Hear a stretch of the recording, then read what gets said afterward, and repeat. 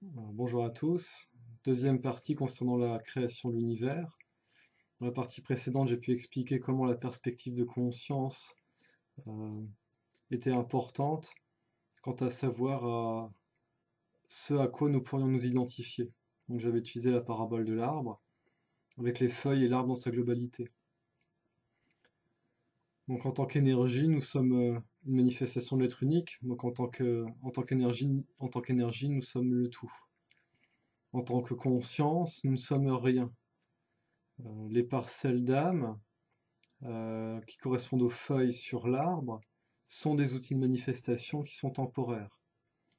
Ils sont temporaires, mais ils sont tout autant importants que les feuilles sont importantes pour l'arbre. C'est-à-dire que ce sont les feuilles qui font vivre l'arbre. L'arbre, on peut l'associer à la conscience. Je suis. Euh, donc ici, l'enjeu, c'était de bien faire comprendre que les consciences individualisées, elles nous permettent, comme ici sur le cas de la feuille, de développer une création à un niveau spécifique, mais ce n'est pas in fine ce que nous sommes. Euh, donc ici, le je suis dans Stéphane et la manifestation s'est projeté dans de nombreuses dimensions et a créé de nombreuses parcelles d'âme dans de nombreuses dimensions. Du point de vue de l'éveil, du point de vue de je suis, ces parcelles d'âme sont illusoires. Même ce qu'il y a ici, c'est illusoire. Néanmoins, c'est très important à comprendre que ce qui est vrai à un niveau est faux à un autre. C'est-à-dire qu'ici, de ce point de vue ici, ce que l'on vit ici en tant qu'être humain, est tout ce qui est le plus réel. Et c'est ce qui est le plus important pour nous. Et au niveau des parcelles d'âme, c'est la même chose. Ici, la démarche au niveau des sens individuels, c'est de principalement les travailler au niveau des parcelles d'âme. On arrive là quand on n'arrive plus à trouver les causes de nos problématiques, que ce soit au niveau physique ou en lien avec des événements psycho-émotionnels de cette vie présente. Donc ici également du point de vue de l'éveil, où la conscience fusionne avec je suis, on se situe au-delà des parcelles d'âme. Et ce serait une erreur de croire que ces parcelles d'âme, elles ne sont pas importantes, parce qu'elles constituent une partie de ce que nous sommes. C'est-à-dire que nous ne sommes jamais séparés de nos créations. Et les parcelles d'âme font partie des créations. Là où ça devient complexe, c'est que les je suis sont comme des arbres. Et cette complexité, elle est en lien avec le fait que ces arbres peuvent donner naissance à d'autres arbres. C'est-à-dire qu'il y a des je suis qui ont donné naissance à d'autres je suis. Soit en prolongement direct, soit entre guillemets, en croisement avec d'autres je suis. C'est-à-dire qu'il y a eu des mélanges de je suis qui ont créé d'autres je suis. Et donc en fait, ça crée des lignées de je suis, tout comme on a des lignées généalogiques. Là où c'est particulier, c'est que tout comme nos ancêtres continuent de vivre à travers nous, il y a également le même processus qui se produit au niveau des je suis. Ce qui fait que quand un je suis donne naissance à un autre je suis, en fait finalement c'est un prolongement de lui-même, et c'est de son point de vue une partie de lui-même. C'est pour ça que c'est assez particulier, parce que dans les séances, au niveau de toutes les parcelles d'âme qui ont été produites par les je suis auxquels nous sommes rattachés, à certains moments, on peut avoir accès à des mémoires qui sont en lien avec notre descendance. Et de la même façon, donc là on quitte la parabole de l'arbre qui peut créer d'autres arbres, on va revenir sur un symbole qui est plus simple, c'est celui des branches qui donne naissance à d'autres branches. C'est de dire que ben voilà, c'est du point de vue de la branche secondaire, elle fait partie de la branche primaire, et ainsi de suite. Mais que lors du processus d'évolution de la conscience, la branche secondaire peut prendre conscience qu'elle est issue d'une branche primaire, et qu'in fine, elle est cette branche primaire. Voilà, c'est ce que j'expliquais dans la vidéo précédente. Et que donc, il y a beaucoup de précautions à avoir par rapport aux identifications, et que l'objectif, c'est d'aller au-delà de toute identification, de pouvoir accéder à ce que nous sommes en tant que conscience pure, sans aucune identification à aucune parcelle d'âme, qu'elle soit dans notre généalogie en prolongement des créations qu'on a pu faire, des êtres qui ont pu être créés à partir des je suis dont nous sommes les manifestations, ou de réaccéder aux informations qui sont inhérentes aux je suis qui ont pu nous créer. Euh, donc ici, je vais expliquer comment s'est formé l'univers. Euh, alors c'est un processus qui est entièrement fractal, c'est-à-dire que le principe du tout dans le tout s'applique tout le temps.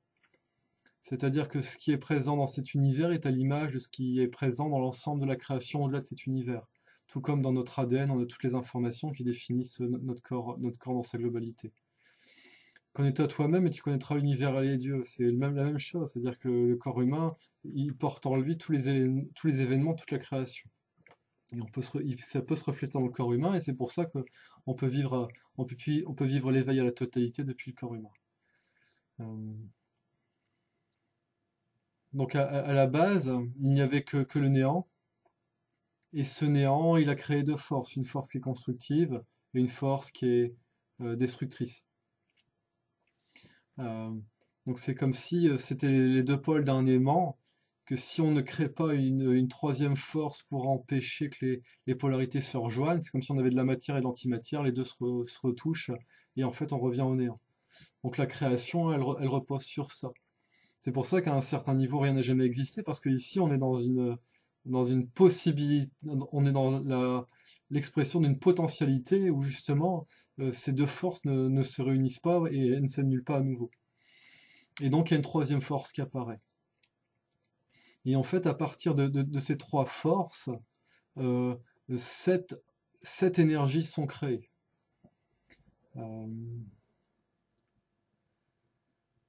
alors je ne sais pas si c'est exactement ça la correspondance dans la Kabbale, mais en tout cas c'est cela que ça m'évoque. Donc on parle dans la chrétienté de Trinité, et dans la Kabbale on parle de l'Aïn, Aïn Sof et Aïn Sof Aour. À mon sens, ce sont les trois aspects qui précèdent la création et qui précèdent la mise en place de cette énergie principale. C'est cette énergie principale qui sont en lien avec les sept Elohim créateurs et qu'on peut associer également aux sept rayons. Donc ça, c'est toujours ça qui se retrouve dans tous les univers.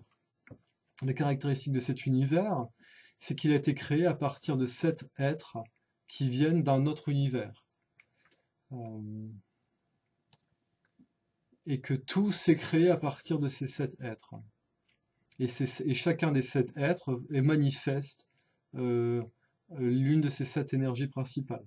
Et ensuite, la création, elle est refaite dans cet univers avec ces sept énergies, mais toujours avec ce profil fractal, c'est-à-dire que cet univers, il a pu être créé sur la base de plusieurs univers précédents.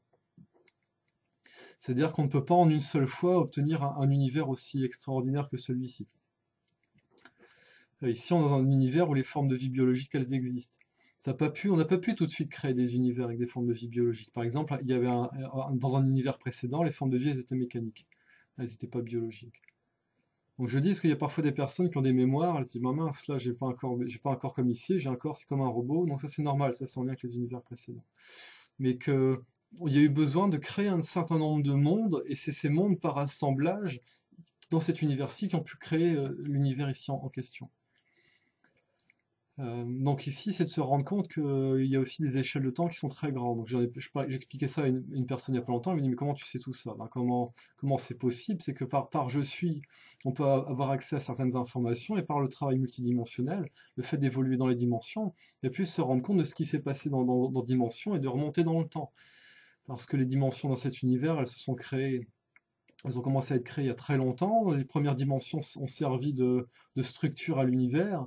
Et quand l'univers était suffisamment structuré en accord avec le plan, il y a eu la possibilité de rentrer dans un processus de création plus approfondi. C'est-à-dire qu'au tout début de la création de cet univers, a priori, c'était d'abord une action au niveau des trois forces, ensuite c'est des sept, et ensuite les sept ont commencé à faire des assemblages entre eux, ça a commencé à créer une structure dans les premières dimensions, et que tout ce processus a duré un certain temps, et qu'à un moment, de sept êtres, il y a eu un nouveau niveau une nouvelle projection de ces sept êtres, et il y en a eu une quinzaine. Et de cette quinzaine, il y a eu une nouvelle projection qui arrivait environ à 25. Et après, de ces 25 êtres, il y a une nouvelle projection. Donc les projections, c'est soit des projections en ligne directe, c'est-à-dire comme du clonage des êtres, soit ils se remélangent entre eux pour donner d'autres êtres, mais qui ne sont que du raffinement des énergies qui se marient entre elles pour avoir environ 120 êtres. Et donc là, vous voyez qu'à ce stade-là, on a 120 plus 25 plus 15 plus 7, on a environ, alors c'est combien? 120, 25, 145, 160, voilà, on a un peu moins de 200 êtres qui sont les piliers de cet univers. Quand je dis qu'ils sont les piliers, c'est que ce sont ces êtres, en tant qu'énergie et de conscience, qui portent les structures de l'univers. Donc certains vont les appeler divinités ou autres, ou Elohim créateur, mais ces êtres sont vraiment la base. Et de tout le champ de préparation pour la création de cet univers a duré 70 milliards d'années. Donc pendant 70 milliards d'années, ce n'a été que la préparation de cet univers. Et là, depuis le temps où, où le plan a commencé à vraiment se mettre en place dans cet univers, donc 70 milliards d'années, et là maintenant c'est 80 milliards d'années que ça s'est produit. Donc ici, pour l'instant, on est dans un univers qui a un âge de 150 milliards d'années. Vous allez dire, bah oui, mais non, là, les scientifiques, ils disent que l'univers c'est 14 milliards d'années. Oui, l'univers physique c'est 14 milliards d'années. Mais avant ça, il y a 135 milliards d'années d'existence. Donc les êtres ont commencé vraiment apparemment à beaucoup se multiplier il y a 80 milliards d'années, et ça s'est fait par plusieurs vagues, et c'est comme ça que le nombre d'êtres dans l'univers a grandi. Et ce qui fait que les premiers êtres sont chargés d'être les piliers de l'univers, ce qui fait on a des êtres qui vont gérer, certains gèrent plusieurs galaxies, c'est-à-dire que même les grands êtres, nous ici on a des centres énergétiques, il y a des êtres, leur centre énergétique c'est une galaxie. Tout comme après, quand ça continue de se multiplier et qu'on arrive sur des échelles plus petites, on se retrouve avec des êtres où en fait, pour eux, un centre énergétique, ça va être un système solaire. Et après, on continue, il y a encore des grands êtres où en fait, pour eux, ben, leur corps, c'est un système solaire. Et chaque planète, on va dire, c'est un centre énergétique. Et vous voyez donc ce système-là qui se reproduit jusqu'aux êtres humains, où nous aussi, on a des centres énergétiques à cette image-là, et que nos centres énergétiques sont reliés aux sept forces, et sept centres principaux. Et par ces sept forces, eh ben, on est relié au Soleil, à sept planètes principales dans le système solaire. Et ensuite, comme c'est quelque chose qui continue de niveau en niveau, ben, ça va aussi nous relier à des constellations, ça va nous relier à des galaxies, et ainsi de suite. Donc là où c'est un petit peu particulier, c'est que plus le je suis, donc vous êtes la manifestation, est ancien, donc dans ce que je viens de décrire, euh, et que vous êtes la projection directe de ce je suis-là, en fait c'est comme si vous étiez une branche sur une branche sur une branche sur une branche sur une branche d'une grande énergie, d'un grand je suis qui lui est très ancien. Mais vous ne restez cette petite brindille qui vient de pousser sur ce grand arbre, et sur cette petite brindille, il y a la feuille qui correspond à cette parcelle d'âme ici. Euh, et quand on fait le travail au niveau des parcelles d'âme, et ben on va commencer à remonter dans l'arborisation, et à un moment on va se dire, ah, wow, peut-être qu'à un certain niveau, on peut considérer que ce que je suis, c'est ce grand arbre. Mais en fait, en tant que conscience, nous ne sommes rien. Donc ce grand arbre, c'est un, d'une certaine façon, il existe, mais il n'est pas coloré d'une certaine façon. C'est comme si les je suis, c'est des cristaux qui apprennent à se colorer de différentes façons, mais qui restent à la base complètement neutres. Donc ça, c'est quelque chose qui n'est pas forcément facile à bien appréhender.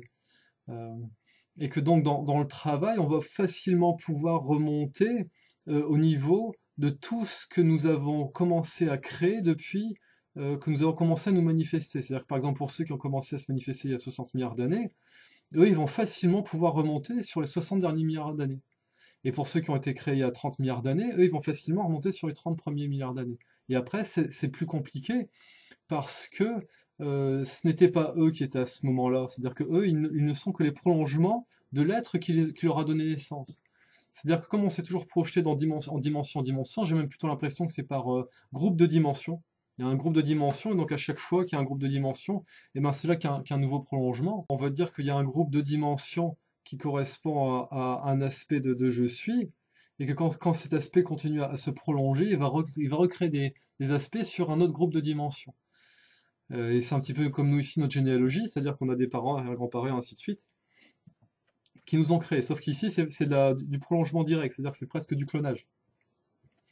Et que donc, on va garder les caractéristiques de l'être premier qui nous a créés. Parce qu'on est que son clone, mais qui s'est prolongé différemment. C'est-à-dire que c'est comme si c'est le même être qui se prolonge et qui se donne des nouveaux chemins de possibilités à explorer.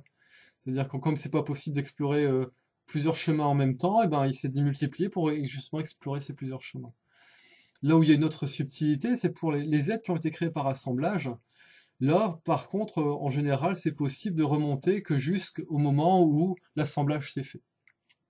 Et c'est pareil, c'est deux je suis qui donnent naissance à un nouveau je suis, et ce je suis qui va se prolonger, se prolonger, se prolonger. Donc là, ici, dans les mémoires, on va pouvoir remonter jusqu'à ce moment-là.